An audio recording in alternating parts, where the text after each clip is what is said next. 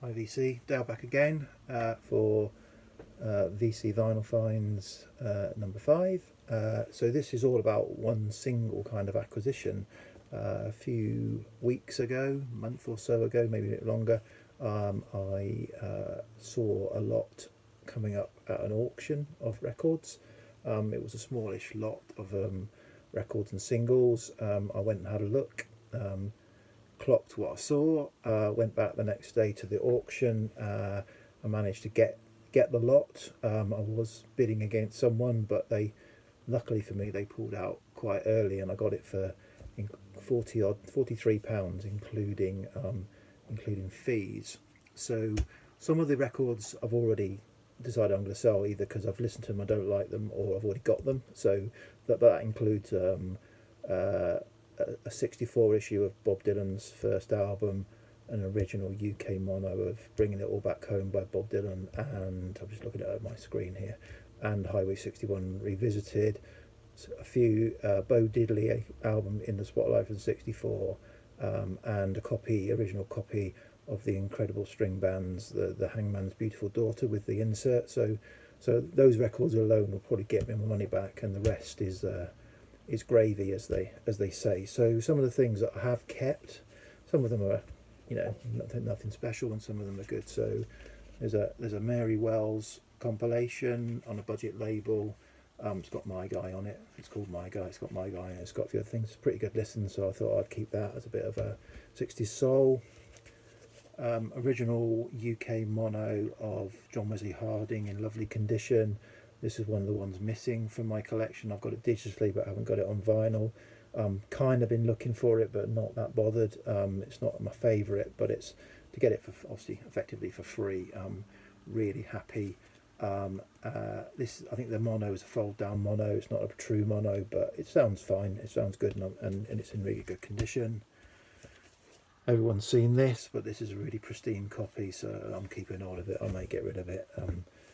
This surprised me. Yeah, this is Richard and Mimi Farina.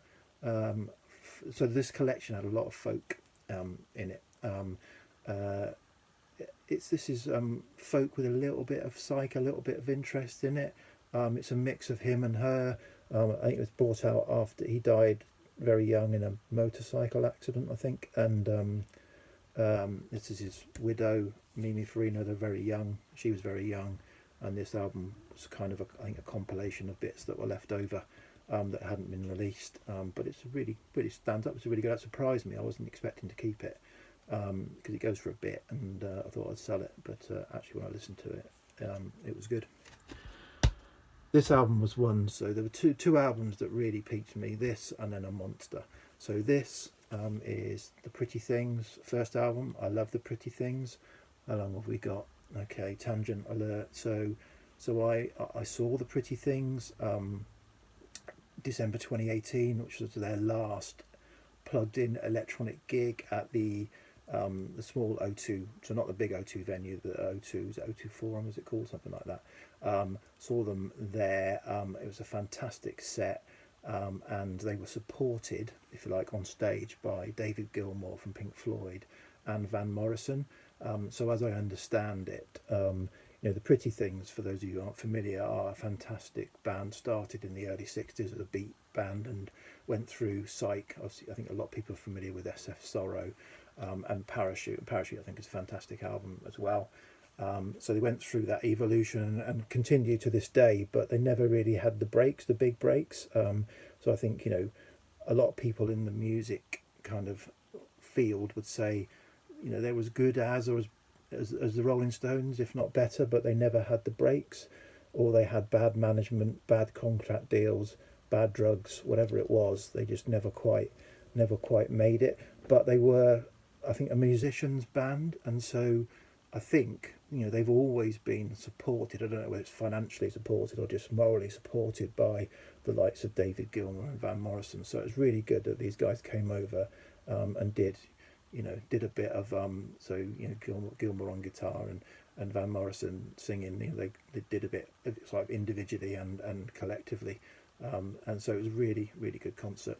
But anyway, this is a UK first press mono, so happy to pick that up. But the thing that got me to go back to and bid on the auction, hid amongst all this folk and the pretty things, was an album that's been on my want list. It's a bit of a psych grail. Is this album, and it's got Booby alert as well here. It's called Velvet Fog. This is a first UK pressing. So this is a psych album on Pi from '68, I think it is. It's a really good sort of heavy psych album, and I say it'd been on my want list, and I was going to pull the trigger on a reissue, never thinking I'd see an original, and this was tucked away in there. So this goes for 150, 200 pounds. So I was really happy to pick up a lovely copy of that. I'll turn it round, you can maybe look at the back rather than the front. So really happy to find that.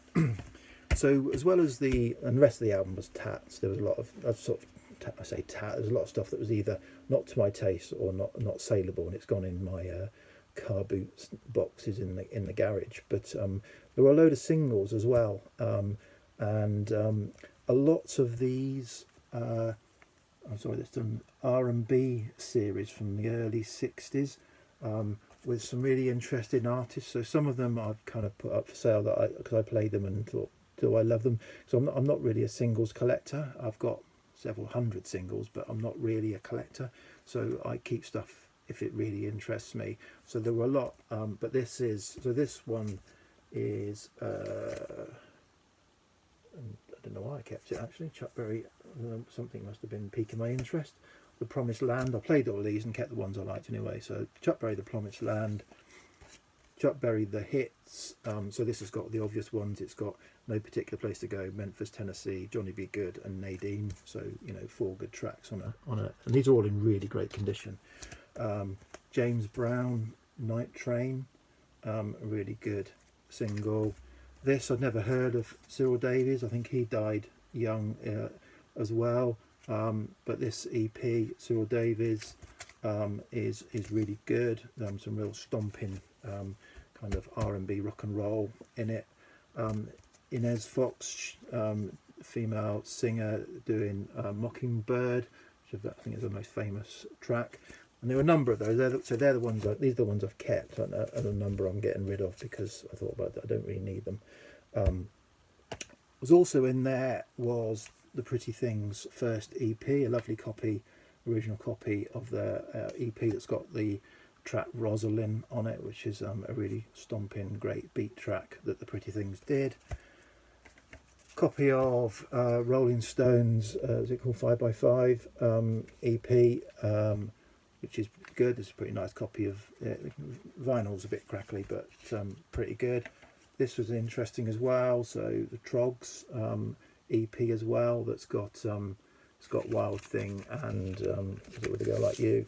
Wild Thing and With a Girl Like You on it. And then probably of all the singles, the thing that a bit jaw dropping was to find a copy of Pink Floyd's Arnold Lane, a lovely immaculate single.